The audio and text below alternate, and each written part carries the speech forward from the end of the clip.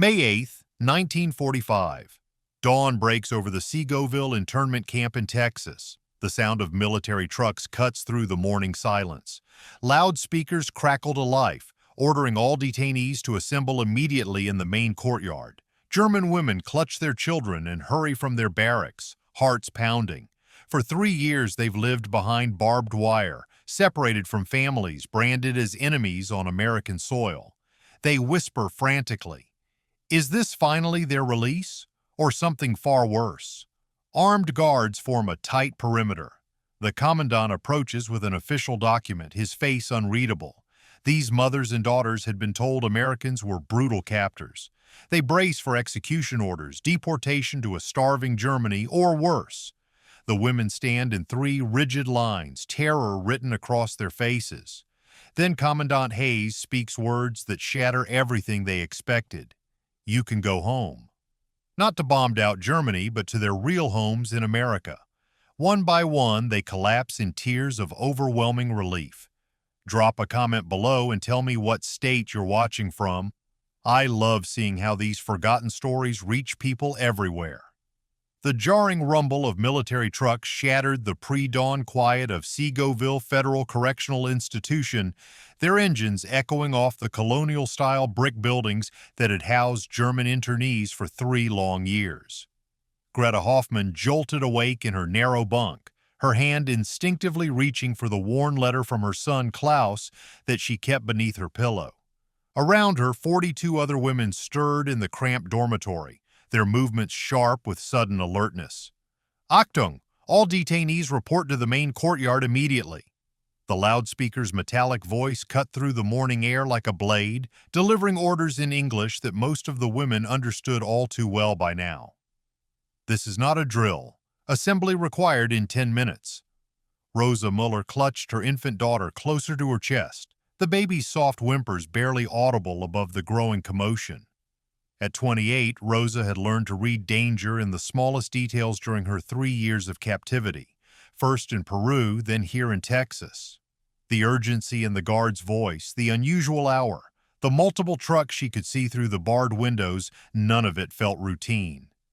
"What do you think it means?" whispered Elena, a younger woman who had arrived only months before from a camp in North Dakota. Her voice carried the thin edge of panic that Greta recognized all too well. Greta straightened her shoulders, a habit that had served her through 20 years of teaching and 3 years of imprisonment. "We dress quickly and we stay calm," she said, her voice carrying the quiet authority that had made other women naturally turn to her for guidance. "Whatever this is, we face it with dignity." But even as she spoke the words, Greta's mind raced through possibilities, each more terrifying than the last. Had something happened with the war in the Pacific? Were they being moved to another facility? Or worse, had the rumors been true about camps where people simply disappeared? The women moved with practiced efficiency, pulling on their simple camp-issue dresses and gathering the few personal possessions they were allowed to keep.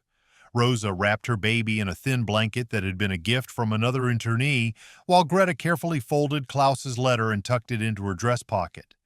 The paper had grown soft from countless readings, each word memorized. "Mama, I am well. I think of you every day. I pray we will be together soon." Outside, the Texas morning air carried an unseasonable chill for May, and the women huddled together as they filed toward the main courtyard. The camp that had been their prison for so long spread out before them. Neat pathways between buildings, the vegetable gardens they had been allowed to tend, the small library where Greta had held informal English classes.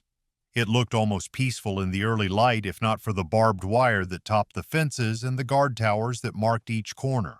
Sergeant James Martinez stood near the guard station, his usually steady hands betraying the slightest tremor as he checked his clipboard. At 26, he had seen enough of war and its aftermath to recognize the weight of significant moments, and something about this morning felt different.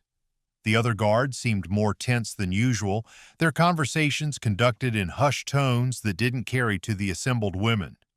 "3 lines! Form 3 lines!" Corporal Henderson barked, his voice lacking its usual casual authority. The women complied, their movements automatic after years of similar orders, but the undercurrent of fear was palpable. Mothers reached for daughters, friends linked arms, and those who stood alone seemed to shrink into themselves. Martinez found his eyes drawn to the familiar faces in the crowd. There was Mrs. Hoffman, who had once been a schoolteacher in Minnesota and who still carried herself like one despite everything that had happened to her. Rosa Mueller stood in the second line, swaying slightly as she rocked her baby, her dark eyes scanning the perimeter with the wariness of someone who had learned not to trust a parent's safety. These weren't the dangerous enemy agents his training had prepared him to guard. They were mothers, daughters, widows who had been swept up in a tide of fear that had seemed justified 3 years ago but now felt increasingly hollow. The propaganda posters on the guard station wall caught his attention, bold graphics depicting German saboteurs and warnings about enemy aliens. When had he stopped seeing these women as the people in those posters? When had they become individuals with names, stories, children they worried about in the night? "Where is Commandant Hayes?" Elena whispered. To the woman beside her, her voice barely audible. "He's always here for assemblies." The question rippled through the lines in multiple languages, German, Spanish, English, as the women noticed the absence of their usual commanding officer. In his place stood a young lieutenant who seemed barely older than Klaus, his face pale and drawn as he consulted with Sergeant Martinez. Greta closed her eyes and felt the familiar weight of her son's letter against her heart. Klaus would be 19 now, no longer the 16-year-old boy who had been torn from her arms and sent to another facility. Did he even remember her face? Did he blame her for the choices that had led to their separation? The guilt was a constant companion, as much a part of her daily existence as the camp routine itself. The sound of approaching footsteps caused every head to turn. Commandant Hayes emerged from the administration building, his uniform crisp despite the early hour, but his face grave in a way that made Rosa's stomach clench with familiar dread. He carried an official document in his hand, the kind that had preceded every major change in their lives over the past 3 years. The women stood in perfect formation, their breathing shallow, their hearts hammering against their ribs. Behind them, the sun climbed higher, casting long shadows across the courtyard that seemed to point toward an uncertain future. The morning air hung heavy with unspoken fears as Commandant Hayes approached the formation, his polished boots clicking against the concrete with measured precision. In that suspended moment, Greta's mind fled backward, away from the present terror to a crisp October morning 3 years earlier when her orderly world had shattered like glass. She had been writing vocabulary words on the blackboard when the knock came. Firm, official, final. 2 FBI agents had stood in her classroom doorway while 28 third graders stared in confusion. "Mrs. Hoffman, you need to come with us." Her crime had been loving a man whose parents had immigrated from Bavaria, joining German-American cultural societies, and teaching her students about the rich heritage that flowed through many of their own veins. Her neighbors, people who had smiled and waved for 15 years, had watched from behind curtains as she was led away in handcuffs, their faces a mixture of shock and something that might have been relief that it wasn't them. Rosa's memories pulled her to a different kind of morning, humid and tropical, in Lima, Peru. She had been hanging laundry in the small courtyard behind their house when the Peruvian police arrived with their lists. Heinrich had been at work at the German school teaching mathematics to children whose parents had fled Europe decades earlier seeking peace. The officers had been almost apologetic. Orders from the Americans, they explained, part of the war effort. All Germans were to be rounded up and shipped north. The baby had been only 6 months old then, still nursing, still completely dependent on Rosa's body for survival. They had been given 20 minutes to pack. The weight of those memories pressed down on the assembled women like a physical force. Each carried her own version of the same story, lives interrupted, families shattered, assumptions about safety and belonging revealed as fragile illusions. They had been told by their captors that they were dangerous, potential saboteurs whose very presence threatened American security. They had been told by family members that Americans were cruel and heartless, that capture meant certain death or worse. But the reality had proven more complex than anyone's propaganda had suggested. Sergeant Martinez shifted uncomfortably as he watched the women's faces, remembering his own brother's letters from the European front. Miguel had written about German prisoners of war, young men, mostly scared and homesick, who showed photographs of sweethearts and asked about baseball scores. "They're just like us, Jimmy," Miguel had written in his last letter before Normandy. "They want to go home to their mothers, too." The letter had arrived 3 weeks after the telegram announcing Miguel's death, and Martinez had carried both pieces of paper in his wallet ever since.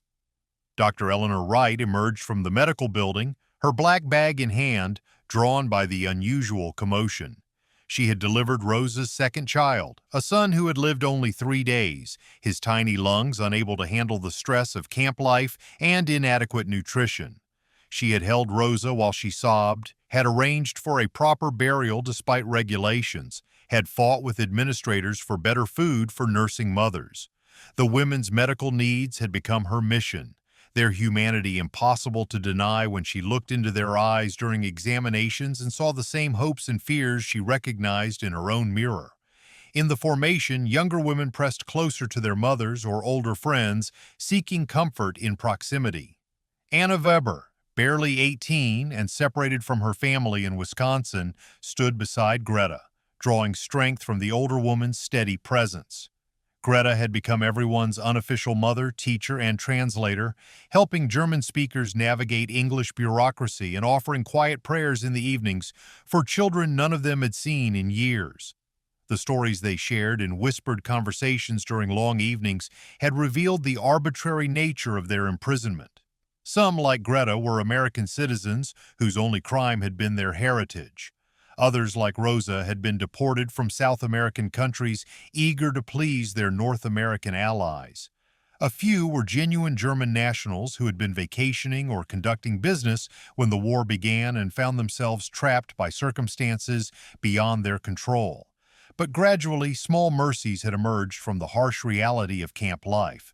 Guards like Sergeant Martinez, who remembered birthdays and asked after sick children.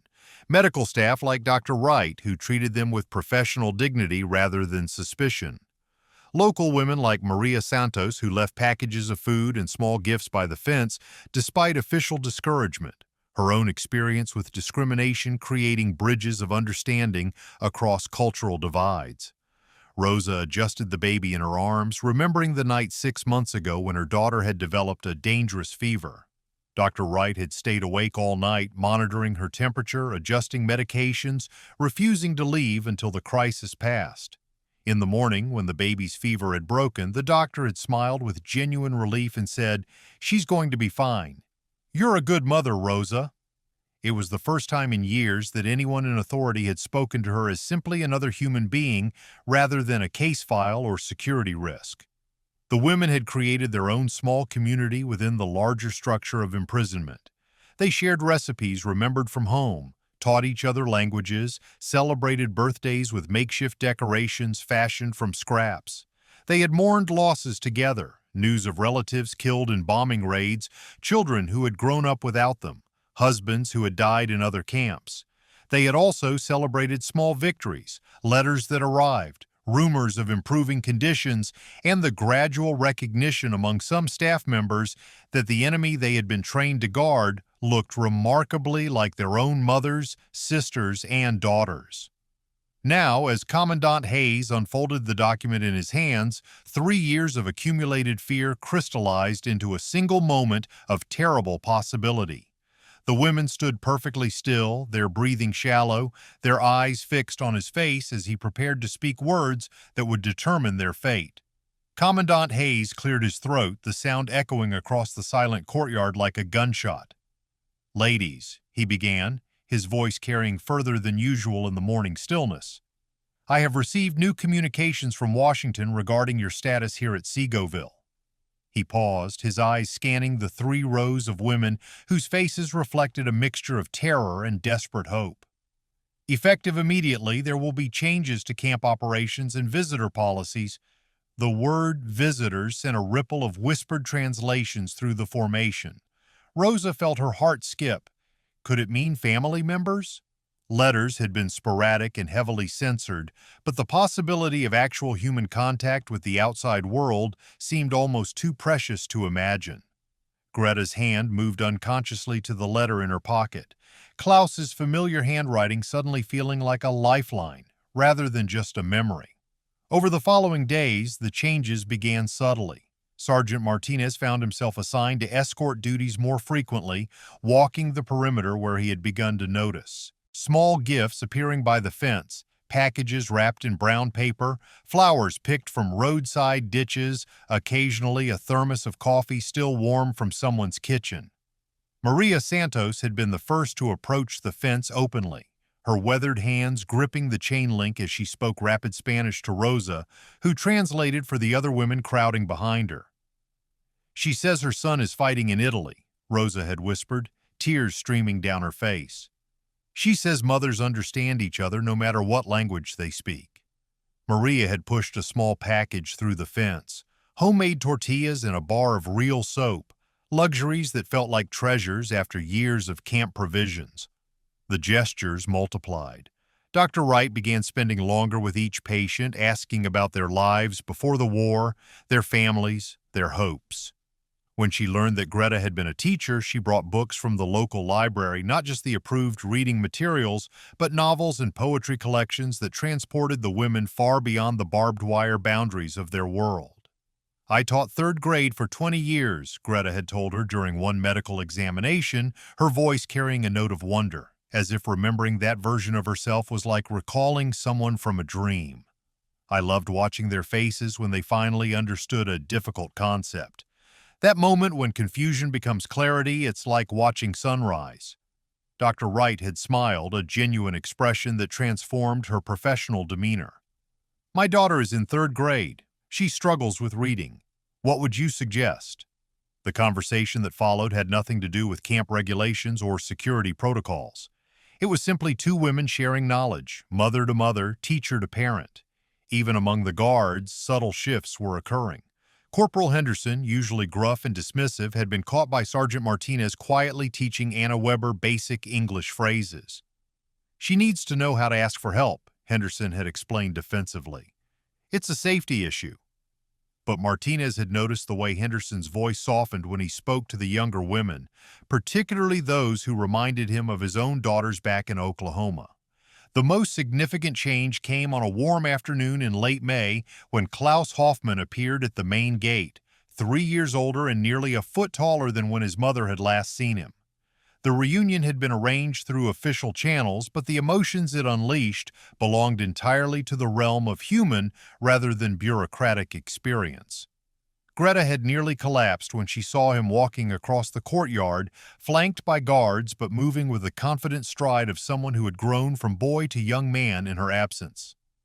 "Mama," he had said simply, and then they were holding each other, 3 years of separation collapsing into a single moment of fierce embrace. "You're so tall," she whispered against his shoulder, her hand smoothing his hair as if he were still the 16-year-old who had been torn from her arms. "You're a man now." "I never stopped being your son," Klaus replied, his voice deeper than she remembered, but carrying the same gentle strength that had characterized him as a child. They had been given 2 precious hours together, walking the camp perimeter while guards maintained a respectful distance. Klaus told her about his own imprisonment, the ways he had learned to navigate bureaucracy and advocate for himself and others. "I want to study law," he said. "After all this, I want to help people who can't help themselves." His words carried no bitterness, only determination, and Greta felt a fierce pride that transcended their circumstances. The visit had ripple effects throughout the camp. Other families began requesting similar meetings, and gradually, permissions were granted. Rosa learned through the Red Cross that her husband Heinrich was alive, imprisoned in a facility in Montana, but well enough to send letters. The news hit her like a physical blow, relief so profound it left her gasping for breath while her baby watched with solemn eyes. "He's alive," she whispered to Greta that evening, clutching the official notification. "For 2 years I thought he was dead. I planned his funeral in my mind 1,000 times. But he's alive." The women began to speak more openly about their hopes rather than just their fears. They planned lessons for when they returned to teaching, imagined reunions with children, discussed the books they wanted to read and the meals they wanted to cook. The camp's atmosphere shifted from mere survival to cautious optimism, though they all understood that their fate still hung in the balance of decisions made by people who would never know their names. Sergeant Martinez found himself looking forward to his shifts, particularly the evening rounds when the women gathered in small groups to share stories or sing quietly together. Their resilience amazed him, their ability to find joy in the smallest mercies and to maintain dignity under circumstances that would have broken many people. "My brother would have liked them," he confided to Dr. Wright one evening as they watched Rosa teaching other women a Peruvian lullaby.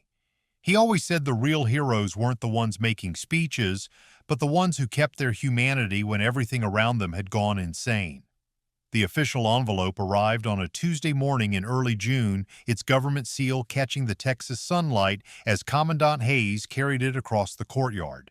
Sergeant Martinez noticed the tension in his commanding officer's shoulders, the way Hayes paused before entering the administration building as if the document contained words he wasn't prepared to read.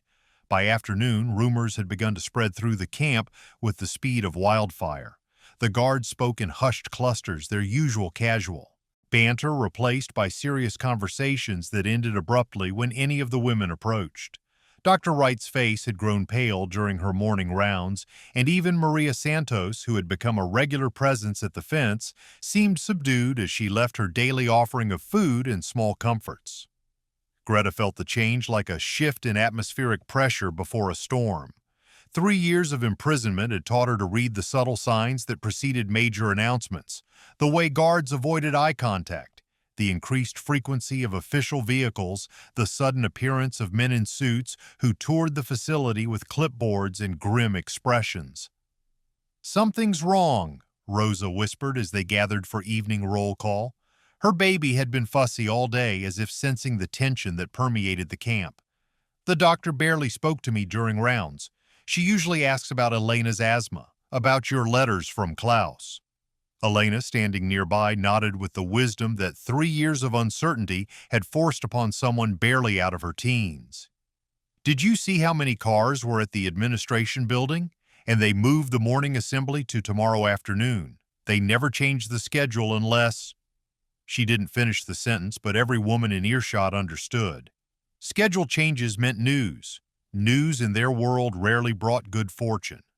That evening, sleep eluded most of the dormitory. Women lay in their narrow bunks, staring at ceiling shadows and mentally cataloging their few possessions. Some wrote letters they hoped might reach family members, while others simply held photographs or personal items that had survived the journey from freedom to imprisonment. Greta found herself thinking about Klaus's visit, replaying every moment of their brief reunion. He had grown so much, not just physically, but in ways that spoke of resilience and determination. "Whatever happens, Mama," he had said as their time ended, "remember that we survived. That has to count for something." The next afternoon arrived with oppressive humidity and a stillness that felt unnatural even for Texas in June. The women assembled in their familiar formation, but the energy was different, heavier, more resigned.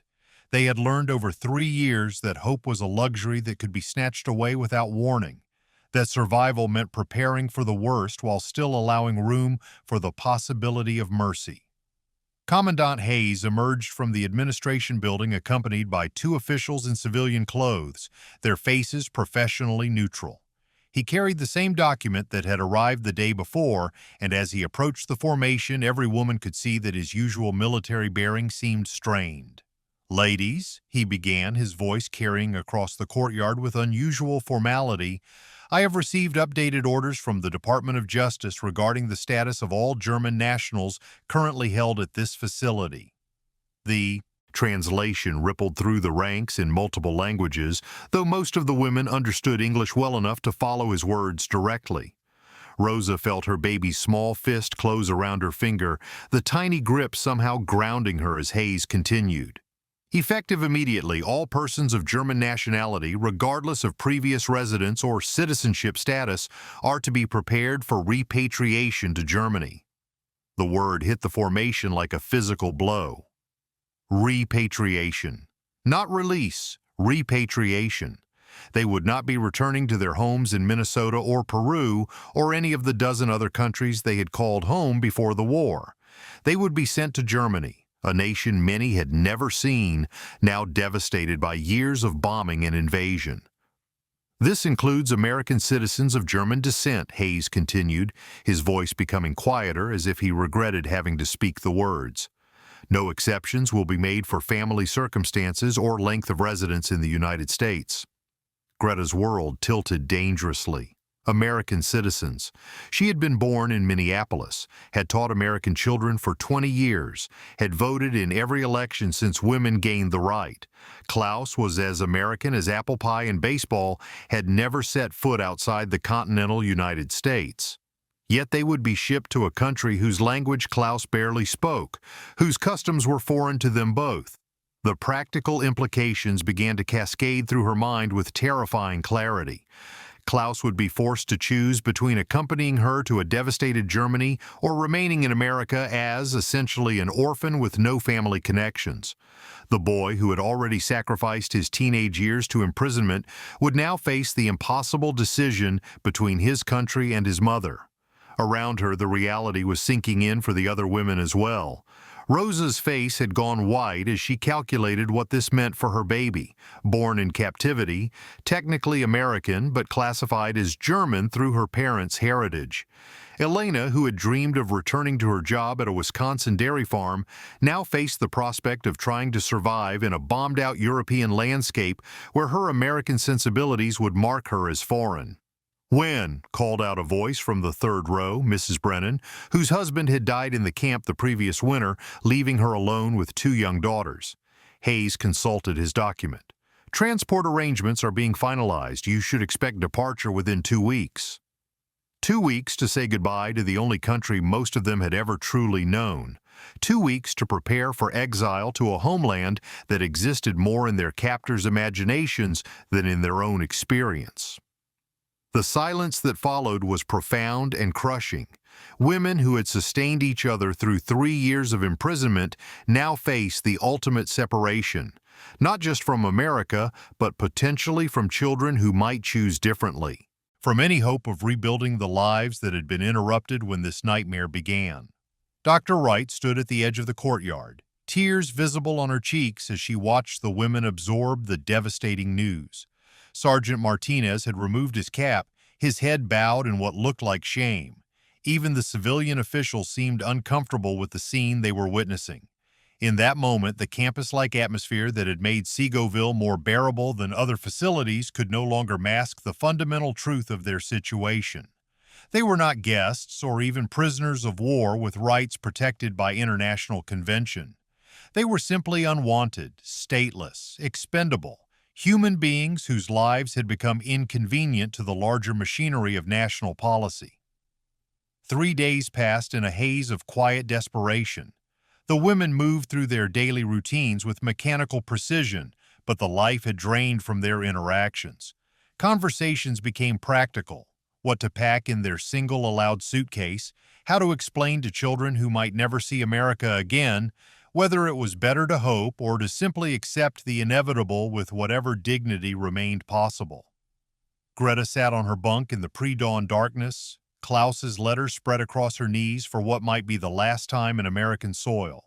She had memorized every word, every loop of his handwriting, but still her eyes traced the familiar phrases as if they could somehow change the reality of their situation. "I pray we will be together soon," he had written. Soon had arrived, but not in any form either of them could have imagined. Rosa paced the narrow space between bunks, her baby daughter sleeping fitfully in her arms. The child had been born in Texas, had taken her first steps on American ground, had heard English lullabies mixed with German and Spanish. What kind of future awaited her in a country reduced to rubble, where food was scarce and children grew up among ruins? Rosa had heard the stories filtering back through Red Cross communications, cities destroyed, families scattered, survivors fighting over scraps of bread. The morning assembly on their third day felt different. The women stood in formation as always, but their posture had changed subtly. Shoulders remained straight, but the defiant hope that had sustained them through 3 years of imprisonment had been replaced by something quieter, more resigned. They were preparing to face their fate with whatever grace they could summon. Sergeant Martinez had barely slept since the announcement. He kept thinking about his brother Miguel's letters, particularly one that had arrived just before his death. The hardest part isn't fighting the enemy, Jimmy. It's watching good people get caught up in something they never asked for. He found himself avoiding eye contact with the women, unable to reconcile his duty as a soldier with his growing conviction that what was happening was fundamentally wrong. Dr. Wright had spent the previous evening writing letters to colleagues, trying to arrange medical care for the women during their transport and upon their arrival in Germany. The responses had been discouraging. Resources were stretched thin. American medical personnel were needed elsewhere, and the fate of repatriated Germans was not considered a priority. She had torn up several drafts of resignation letters, knowing that abandoning her post would only make things worse for the women she had come to care about. Commandant Hayes emerged from the administration building with the same measured pace he had maintained throughout his tenure at Segoville, but those who knew him well could see the strain in his face. He carried another official document, and for a moment the assembled women braced themselves for additional bad news, perhaps an acceleration of the departure date or new restrictions on what they could take with them. Instead, Hayes stopped in front of the formation and did something unprecedented. He removed his cap, holding it at his side as he looked directly at the women rather than addressing them as an anonymous group. When he spoke, his voice carried across the courtyard with unusual clarity.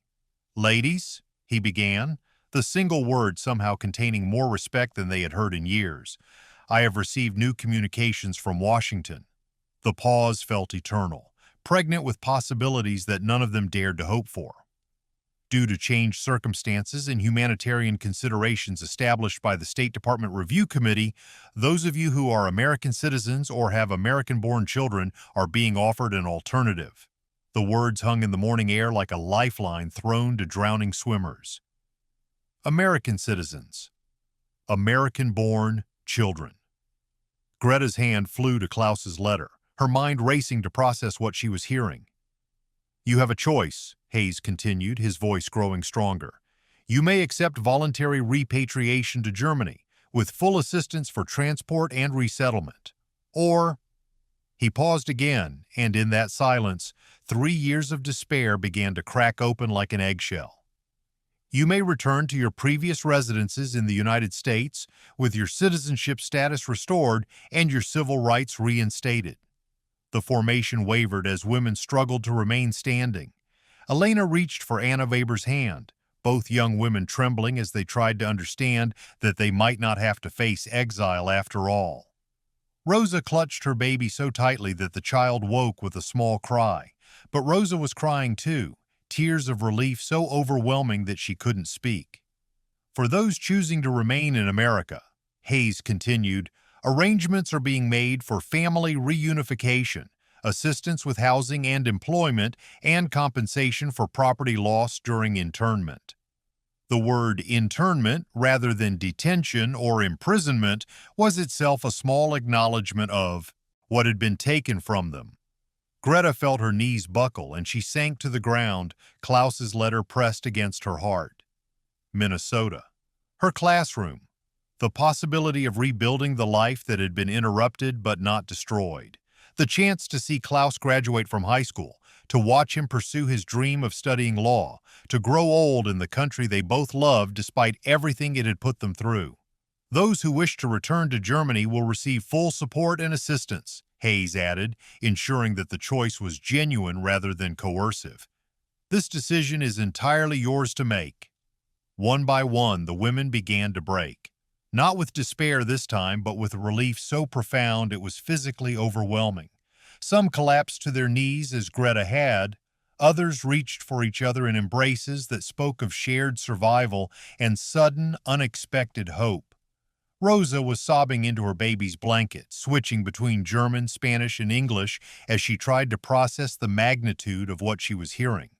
Sergeant Martinez stood straighter than he had in days, a smile threatening to break through his professional demeanor. Dr. Wright was openly crying, her medical bag forgotten as she watched the women realize that their nightmare was ending not in exile, but in restoration. Maria Santos appeared at the fence, as if she had somehow sensed the importance of the moment. Her weathered hands gripped the chain link as she called out in Spanish, her words mixing with the German and English exclamations filling the courtyard. She had brought flowers, wildflowers picked from Texas roadsides, and she pushed them through the fence toward women who were no longer prisoners but neighbors preparing to come home. The gates of Segoville would open, not to release them into exile, but to welcome them back into the American community they had never truly left. They would walk out not as enemy aliens or displaced persons, but as citizens returning to claim their place in a country that had finally remembered its own values.